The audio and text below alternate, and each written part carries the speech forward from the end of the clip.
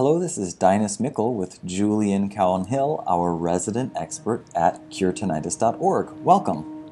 Hi, good morning. Good morning. This is a brief video because we've decided to gather a little bit more feedback from the member community for show number 27, which we have scheduled for March 28th. And Julian and I were just talking about how to help and stuckness and breakthroughs and life circumstances and tinnitus. And we figured that we would make a quick preliminary video to get the discussion going for show number 27. So Julian, are you ready for the first question? Yes. Discussion item. It is. When somebody is dealing with tinnitus, and this is something, and so members, just take a look at this issue, see if it works for you, and respond with your own personal life circumstances. But these are some of the themes that we're thinking of handling on the next show. All right. So when somebody's dealing with tinnitus, how much of their therapy should be dealing with tinnitus, and how much should be dealing with their life circumstances? And what are the implications of looking at it that way? Yes, well, this is a really interesting question because so many people get over-focused on tinnitus and they do everything to stop their tinnitus, and by doing so, they're putting all their energy and thoughts into tinnitus, which is a perfect thing to keep your tinnitus going. It's a good idea to take your attention away from the tinnitus. And often tinnitus is the scapegoat it's like a sounding board for all the difficulty in a person's life that people are not dealing with. And as a therapist, I so often find, working with people with tinnitus, that sometimes they can get stuck and they don't deal with what they really need to, and therapy slowly sinks down into the more core issues.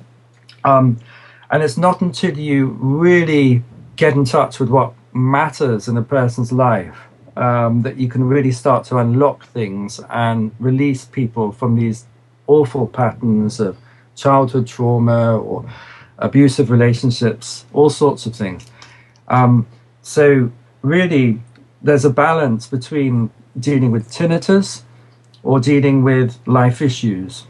And I really believe very deeply that if you work with all the tough areas in your life and you deal with the abusive relationship or whatever it is, that's what's going to bring you out of fight or flight and help you settle, and the tinnitus will back off. The alarm is ringing for a reason, and until you become aware of what those reasons are, you cannot, or it's hard to let go of it.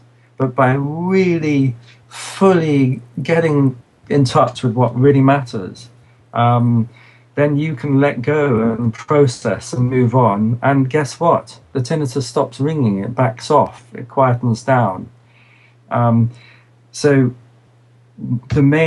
what I'd like to talk about in this show is if we are stuck and going along in a plateau where we're not really getting anywhere, this can be an important sign that there's something really important that is about to emerge and that you can work through. And when this happens, things really, really do shift. Now, you said the alarm isn't ringing for, you said the alarm isn't ringing for no reason? Are you saying that the alarm is ringing for a reason? Yeah, the alarm is ringing for a reason, and people get far too hung up on the alarm. No, you need to work. You need to find out, you need to go check out the building. Has there been a burglary? Is there some fault? You need to look inside and unpack things to find out what set off the alarms in the first place. In my experience, of course, loud noise exposure or hearing loss can lead to tinnitus, can trigger it off. But if it keeps ringing endlessly, well, it's never endless, but if it keeps ringing for a period of time, that's a sign that there's something deeply held inside the nervous system of this person. Okay. It's so often that way. You can have breakthroughs after. I've been working with some clients for years, and I was working with one client fairly recently. We had a massive breakthrough, and I suddenly got the story, and this person was able to really talk very directly from the heart and really express what was happening, and I really got it. And when we've touched in on it in the past, they would start talking, and I would just kind of dissociate, or it wouldn't really affect me, or it didn't really seem to matter too much. It sort of, we found ourselves effortlessly skirting around the issue. But after a couple of years of therapy, bang, wow, gosh, we really got it. And it really was a massive teaching for me that we think we know what's going on.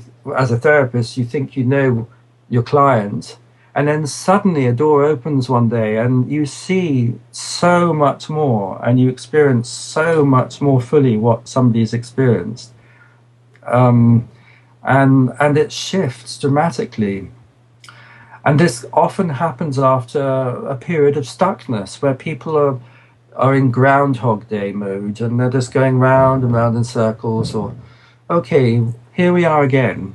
I've heard this before. What's going on? What's not happening? What are we avoiding here? Um, and then suddenly, yeah, open sesame. So I think Okay. it'd be really good to talk about that in the show with people who've been stuck, and they don't really know why they're stuck or what's really going on behind the scenes. And maybe holding the possibility for one day a door opening and they really get in touch with what's in their heart. Okay. So on the next show, we'll be talking about, I guess, then the characteristics of being stuck, Mhm. and then we relate things to the curetinnitus.org program guidelines. So the four guidelines of physical, emotional, network of support, and doing your personal work. That's the basics. But I think then we can take it upon ourselves now, Julian, in this next week, to give people some tools and some things to look at, um, to feel like they are on the right track to the breakthrough.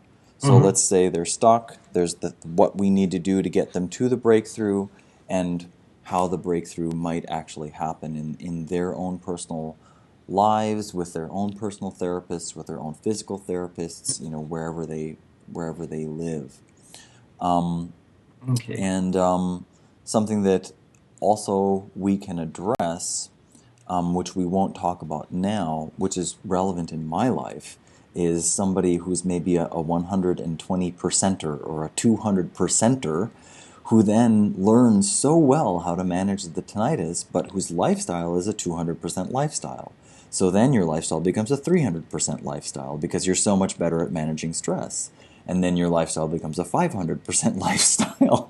And then you're 39 years old like I am, and when you look at my resume or my life, you go, what is this guy, 80? I mean, how many lives has he had? In a way, you're using the stress, the lifestyle, and techniques to let go of stress as the entire focus, rather than just dealing with what the issue is. Right. That can be a glorified avoidance strategy, and Maybe it is.